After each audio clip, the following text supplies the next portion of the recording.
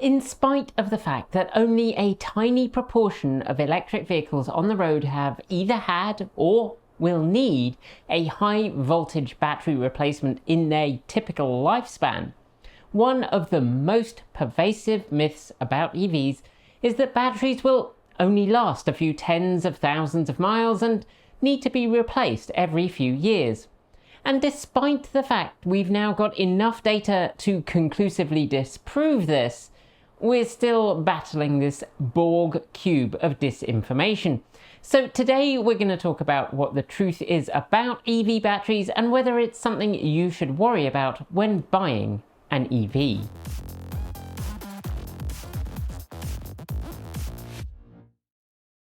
The first thing to think about here is what constitutes a failed battery. What is it that means a battery in an EV might need replacement? What often seems to spring to mind for many people when they think about batteries comes from their experience of the total attention vortex. Many people know that their cell phone's battery gets worse over time. The phone that lasted a day or even two when new gradually gets worse and worse until they're ABCing, always be charging. Because they need to, not because it's a habit. They see the same in their laptop computers, and mentally a lot of them seem to extrapolate that if the lithium batteries in their consumer electronics don't last well, then surely the same must be the case for EVs. Spoiler alert, it's not the same for EVs. Now the thing is, we have a ton of evidence that while EV batteries do lose a little capacity immediately after manufacturing, over their lifespan the amount of capacity loss is slow and small. And we should just clarify, capacity loss is different to the difference in range you see in winter versus the summer. That difference can sometimes throw new EV drivers off who think there's something wrong with their car. In winter, because you're using more energy for pushing the car through the dense air and water or slush or snow on the roads, you're also using the heating more, you see less range. That guesstimated range should pop back up when the sun starts shining again. Now, part of the reason you know that it's the case is that automakers as a whole are happy to warranty their batteries for around 100,000 miles or more. Automakers don't like replacing things on their own dime when they break, so they're only going to warranty things that they think will definitely outlast that warranty period. Okay, so that statement's not exactly true, insofar as in warranty terms, I'm sure they'd like to warranty them for the first 3 minutes or until the ink's dry on your purchase contract, whichever is the sooner. But automakers are legally required in most places to warranty their battery packs for a specific period of time and or distance. It's baked into various pieces of legislation around the world, but those warranty periods weren't plucked from the ether. They exist because they're achievable, and it means they have to realistically build them to last that long. Why do you think that the typical gas car bumper-to-bumper warranty is only 36 to 60,000 miles? Because manufacturers are fairly certain that at some point shortly after that, bits are going to start to break, and they don't want to be on the hook for replacing those bits. And if warranty information isn't enough to convince you, which honestly it really shouldn't be, when you look at data from Geotab and Recurrent, both of whom have been monitoring EV batteries for years, you get a picture of EV degradation that looks like this. Fairly slow and steady in decline to a little bit more than 80% capacity. The Leaf is a bit of an outlier here, as we'll talk about in a little bit. For now though, let's stick to cars that are more representative of modern EVs than the Leaf. So up here we have the Model 3, which as you can see drops from an estimate of 250 miles when new to just shy of 225 miles at 100,000 miles. And there's a similar pattern with the larger capacity packs. The same thing happens with the BMW i3, and even the venerable old Volt with a V has that same pattern of slow degradation. Looking at some newer cars, the Ioniq 5 and the Mustang Mach-E are both showing the same kind of pattern. And while there's impact from high mileage and from lots of rapid charging and high temperatures, and even whether you use a level 1 or level 2 charger, level 2 is marginally better, slightly surprisingly. Essentially, EV batteries are pretty solid beasts, as long as they're looked after. Okay, so why did I briefly single out the Leaf for separate treatment? Well, unlike basically all EVs in production right now, the Leaf does not have active thermal management. It cools its battery like your phone or laptop does. That is, it limits its charge rate when things get too hot, and in the case of later Leafs, restricts rapid charging if you try and charge what it considers too often in one day. It's reliant on the battery chemistry to keep the battery from degrading, and it turns out that actually isn't as effective as managing the battery with, an actual cooling system. Even still, overall, through its likely working life, it's still sitting at above 80% capacity. But the reason the Leaf has kind of got a bad rep here is that the other thing that doesn't really do batteries a ton of good, other than being super hot or tons of rapid charging, is cycling from full to empty. And if your battery in your first generation Leaf, which started with a range of just 70 miles, is at 80% state of health, then you've only got 56 miles to play with. And that means you're more likely to be draining it to the dregs and charging it to full, which stresses the ailing battery more, which prompts it to degrade more. It ends up being a vicious cycle. There are other electric vehicles with similar battery pack arrangements to the Nissan Leaf, like my Kia Soul EV and, in fact, the iMEV that I used to own, although that at least had air cooling for the battery pack. But there are far fewer of those examples in existence. They're far less common everywhere, so they get a lot less attention. Outside of early non-thermally managed battery packs, though, things are looking pretty rosy. In fact, over time, the average for EV battery replacement is 1.5%, which, given the newness of engineering lithium battery packs for EVs, and that it includes vehicles like the Leaf's not exactly award-winning thermal management, is pretty damn good. Unless,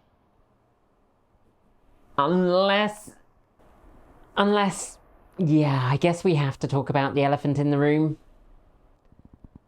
Yeah, unless you drive one of the several models of car that have had a battery recall, most famously the Chevrolet Bolt EV and EUV, the recall of which Chevrolet managed to make a spectacular hash out of, angering many customers early in the process with both a lack of information and then leaving the customers with cars that were markedly limited compared to the way that they were sold, at least until their battery was replaced. When I have to admit I was impressed to see they did choose to upgrade the battery. That kind of made up for it a little. That said, as we reported a little while ago, Chevrolet have managed to drag their name back down into the mud with their latest tweak to the battery recall campaign, and if you are among the owners facing a promise that the battery software will be just fine at spotting an issue instead of giving you a brand new battery, no questions asked, we feel your pain. Similarly, Hyundai Kona's battery recall campaign was a less than stellar moment in the automaker's history, and we received plenty of emails from frustrated owners who were initially told that the software fix that appeared to restrict both range and charging capabilities was the final answer, only to eventually be provided with replacement batteries in a warranty replacement process that can only be described as painfully slow. Both these vehicles were fitted with LG Chem battery packs, as was the Jaguar I-Pace, which also had a battery recall, although in that vehicle's case the company believes a software fix is sufficient, which is interesting because that's where both Chevy and Hyundai started out. But we'll be circling back to that later. And I'd like to single out LG Chem, but I can't because our Soul EV is currently in a stasis booth at our local dealership because its SK Innovation warranty replacement battery, which replaced its original battery, just did this.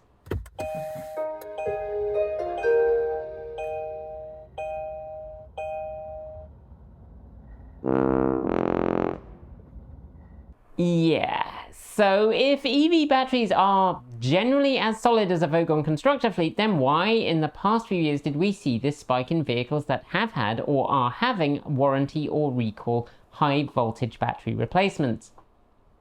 Is that something we should expect to continue? And should you worry about buying a car with one? It's basically down to a few things. While legacy automakers are starting to see the importance of having a strong battery supply chain, For a long time, the vast majority of automakers were completely dependent on basically 2 or 3 companies and quick and dirty contracts with them. That's why you kept hearing about exciting developments from Panasonic, known for its collaboration with Tesla, SK On, formerly SK Innovation, and of course the somewhat infamous LG Chem, which is now known by its rebranded name, LG Energy Solutions, or LGES for short.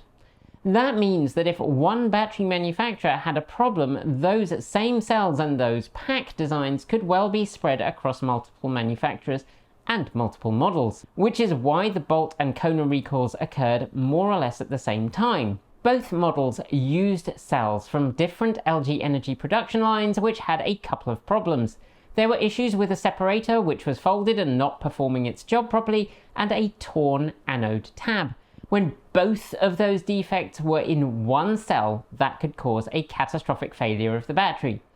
Based on what we can tell, and information is sparse outside of individual companies because non-disclosure and non-compete clauses, while the Bolt and the Kona battery packs and the cells inside them were built on different production lines by different people to slightly different specifications and designs, the underlying technology and process used to assemble the packs were based on the same manufacturing processes that LG Energy Solutions designed for EV cell production, and a flaw or an incorrect setup of one or more of those manufacturing processes led to a problem that propagated through multiple designs. Now, literally no one will tell us exactly what defect is causing the E400 battery in our Soul EV to have been recalled, which, as I mentioned, was already a warranty replacement battery. The reason cited is precipitate causing an internal battery short, which suggests that crystallization is causing an issue with the separators. Again, and given that it was likely manufactured in 2018 or early 2019, around the same time that SK Innovation was accused of and eventually lost its case defending itself against claims of theft of intellectual property from LG Energy, whose batteries had also had separator issues.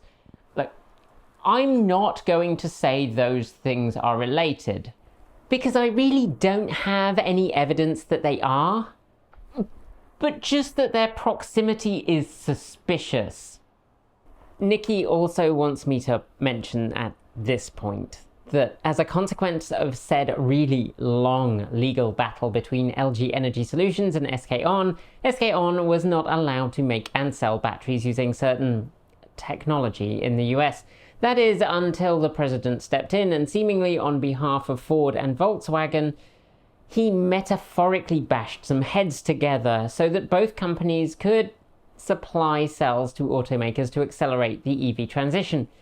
Nikki also wants me to note that given some of the battery issues of the last few years, it hasn't necessarily gone as well as people might have hoped. So let's be fair. The challenge here is that, in very simple terms, the thinner the separator, the higher the performance of the battery, which drives battery manufacturers to run the gauntlet of how thin they can get away with and not have it fail in the harsh environment of a vehicle. But even without that, or intellectual property that by whatever means made its way from one company to another, there's quite honestly the fact that between 2017 and now, roughly 80% of battery manufacturing for EVs globally was just 6 companies. Hell, last year 50% was just 2 companies, CATL and LG Energy Solutions. Of course, in the US, a massive chunk of that market is taken up by a third company, Panasonic, whose partnership is with Tesla, and Tesla also work with CATL. It's important to bear in mind that the kind of volume of battery manufacturing that we're seeing now is vastly higher than even a few years ago. New factories are coming on stream and producing incredible numbers of EV batteries, which is great. And regardless of if you're an individual training to become a world-leading concert pianist, an elite athlete training for the Paralympics, or a company making a product, the more time you spend doing a thing, the better you get at doing the thing. And at the same time as that's happening, the research into how we detect these kinds of manufacturing defects is getting more and more advanced.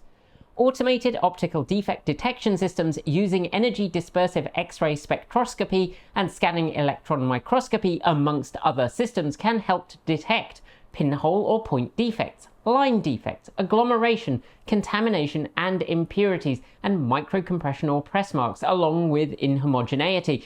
All of these are things that may result in a complete assembled cell that passes QC initially, but would then fail prematurely. Because we, by which I mean the industry, collectively have more experience with manufacturing large capacity battery packs. We can now detect problems in them with increasing success, and that means we should see fewer and fewer of these events going forward.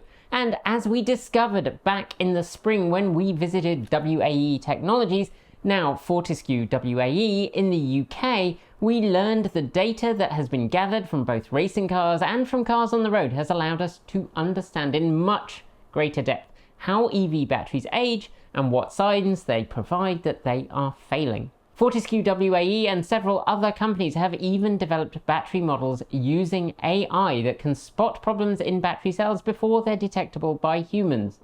In fact, unlike Chevrolet's first stab at fixing the Bolt battery with a software fix, the progress in battery monitoring has seen both Kia and Chevrolet move to software monitoring on the packs that it suspects may contain defective cells, allowing them to instead monitor them in place.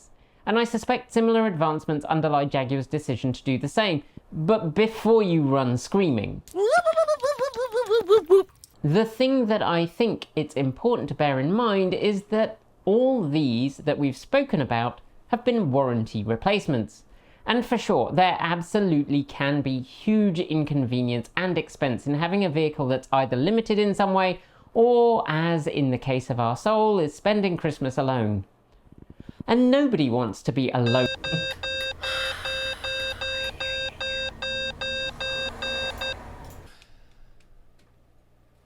Yes, at last. Hey, Oh, Kate. I was working. Yeah, thanks Hello. for joining me. So how's that video coming along? It's nearly done. I just need that little bit from you, and then the Christmas jokes will all be in there. It'll be perfect. It's nicely timed. Yeah. What does that face mean? Nothing. What are you doing? So, you know, we plan everything in advance, and we plan, we make videos, hugely in advance, because sometimes a breaking news story comes along, and breaking news stories come along.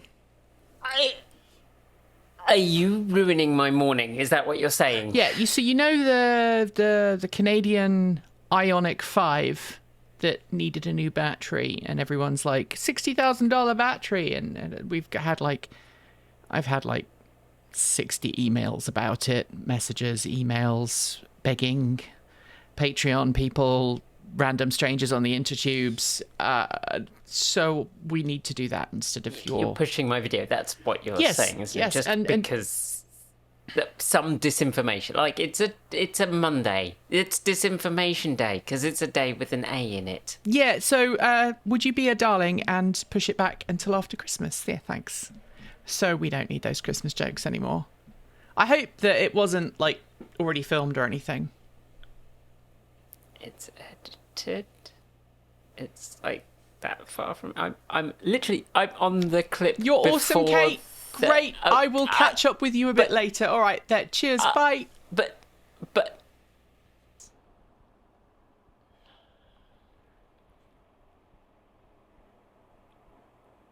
Although I will say Kia have given us a lone EV, but that story is for another video. When you have a near decade-old car and it's recalled for the major, most expensive part of the motive system to be entirely replaced, I find it hard to be terribly frustrated because, hell yeah, our car gets a new bit free of charge.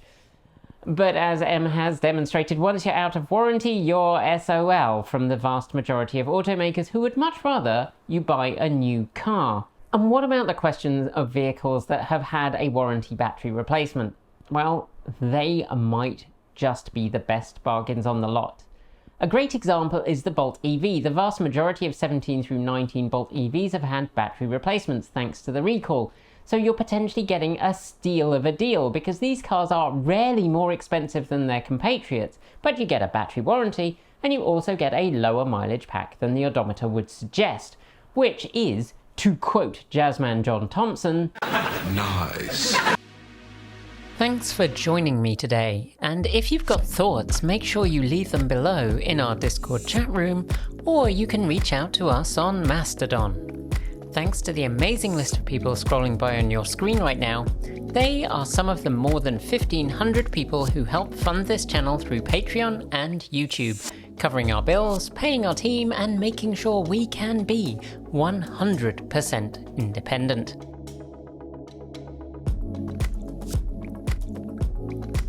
A huge welcome to our newest supporters, Nathan Plowman, Hanno, Bender, Estelle, and Sarah J. Goodfriend.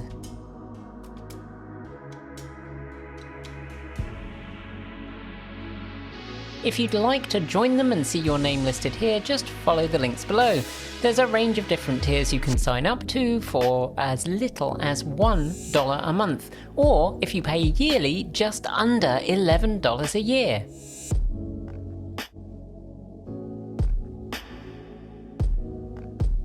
If you'd like to support us with a one-off donation, you'll find links below to make Ko-fi and Bitcoin donations, and we even have an old-fashioned PO box that you can reach us at. Address is down below. And if you're in need of some swag, you'll find our swag store also in the down below. We've got some great content coming up, so make sure you're subscribed on PeerTube or YouTube, and we'll see you soon. We make new videos every Monday, Wednesday, Friday, and Saturday and Sunday.